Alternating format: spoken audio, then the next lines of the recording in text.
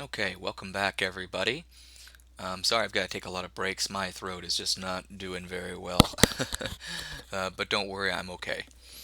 Um, so we're on part three of this, and so far we've been going through a lot of definitions, and I apologize, it's just definition after definition.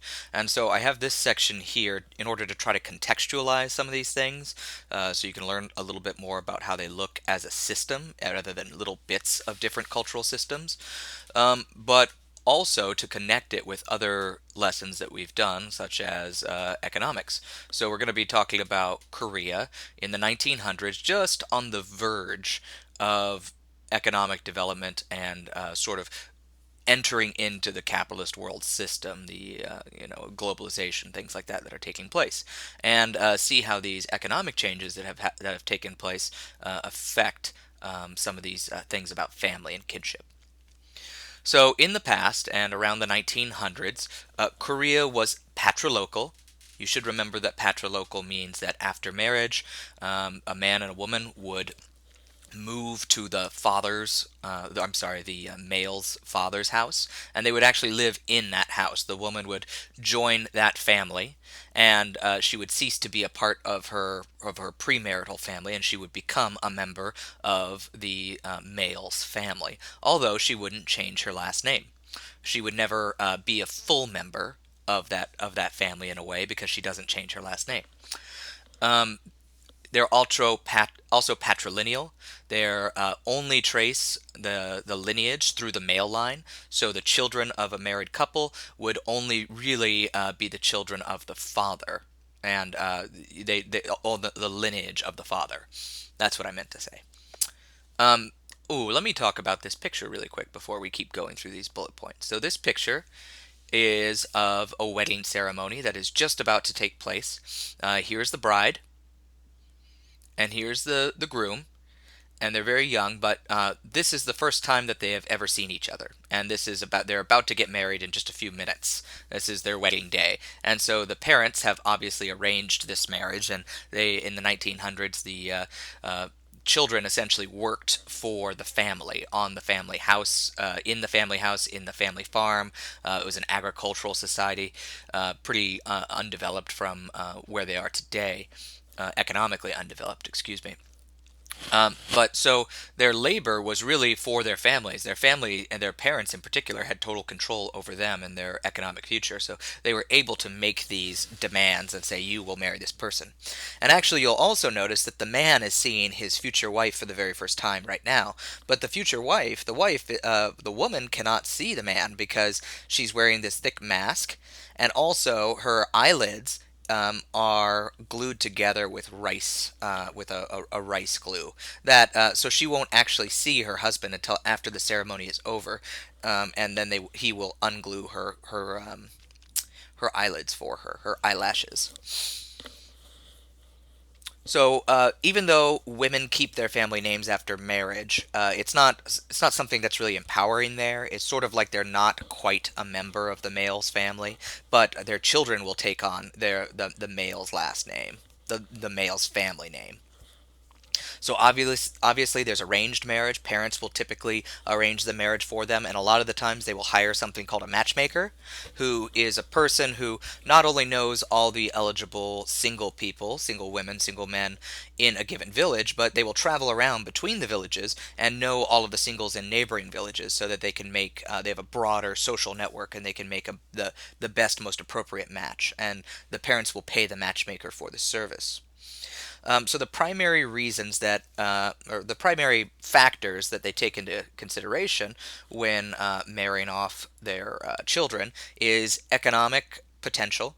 That for women, that would mean sewing, and that would mean sewing in terms of they were the person in the family who would make all of the clothes for the entire family, and everybody would see you wearing those clothes all the time. So if your wife was bad at sewing, people would assume you were sort of a lower socioeconomic status because you and your children and everybody were wearing those clothes.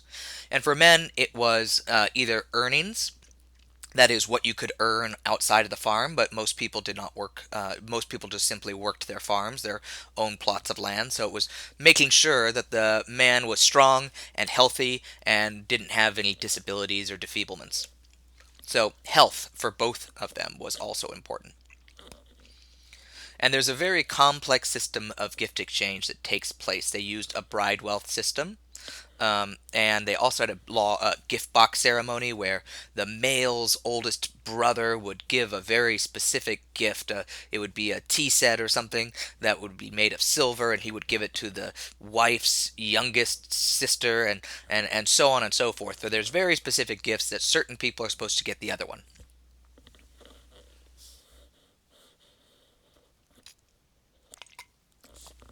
Now today, Korea is one of the most economically progressive and developed countries in the world. They have universal health care. They have an amazing mass transportation system.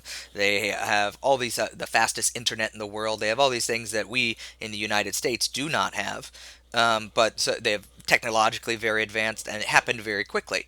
So their society has changed a lot. So today they are neolocal. They no longer have these family farms where everybody just sort of works communally and listens to the parents, and that farm is the source of everyone's income. Now people go out and they work in the capitalist marketplace, and they earn a wage, and they bring that back, and they can, by earning their own incomes, they can demand to marry who they want, and they can make decisions separate from their parents. So Korea is still patrilineal. Women do not take still their husbands' names, but children are still the descendants of their fathers in that they take on their fathers' names, clan names. But it's a little bit more like the United States, where we still understand that that is also they also have a family tree that includes the mother's line, even though they trace it with the names through the father. So today they're able to choose their own marriage partners, but and so they try to find a marriage partner who they love. It's no longer just, oh, is that person healthy? Are they able to earn money? Are they able to sew? It's much beyond that. So even though arranged marriage does remain, parents do still sometimes arrange marriages. The individuals within those marriages have a lot of power to say, no, I'm not going to marry that person. I would rather marry this other person, and then there's a negotiation. And there's still matchmakers, but these matchmakers sort of look a lot more like dating services than you might think of a traditional village matchmaker. They look a lot more like dating services, websites, applications, those sorts of things. Plenty of fish. And Koreans have a lot of these, which is some of the subject of my research. And they still have this very complex system of gift exchange that takes place before marriage. So, besides these very specific gifts that certain members from the male family is supposed to give certain member of the female family, the male's family pays for a new home and furnishings for the neolocal family. So, oops, I hope I didn't just mute. No, it didn't mute. So the male's family pays for a new home and furnishings for the neolocal residents. Koreans, men and women, will live with their parents until they get married, typically, even if they're now the average age of marriage is something like early 30s. People will still just live with their parents until then. And hopefully, as a male, hopefully your family does have enough money to go buy you an entire house and fill it with furniture on the day of your wedding, because otherwise it's going to be very difficult for you to attract a wife and to get married if they don't have that money. And the female's family pays for the wedding ceremony, and these are very, very expensive wedding ceremonies. This picture, by the way, is a large mega church where several hundred people were all married together in a big group ceremony. Mega churches are definitely a thing in South Korea. So economics still plays a very big role in who South Korean people are able to marry, who they could consider marrying possibly, and these sorts of questions.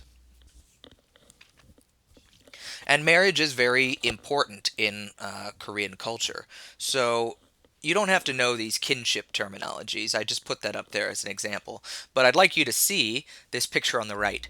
So the picture on the right is of a 47-year-old boy and an 11-year-old man.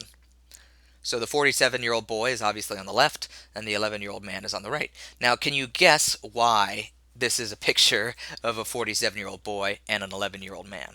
Why is that?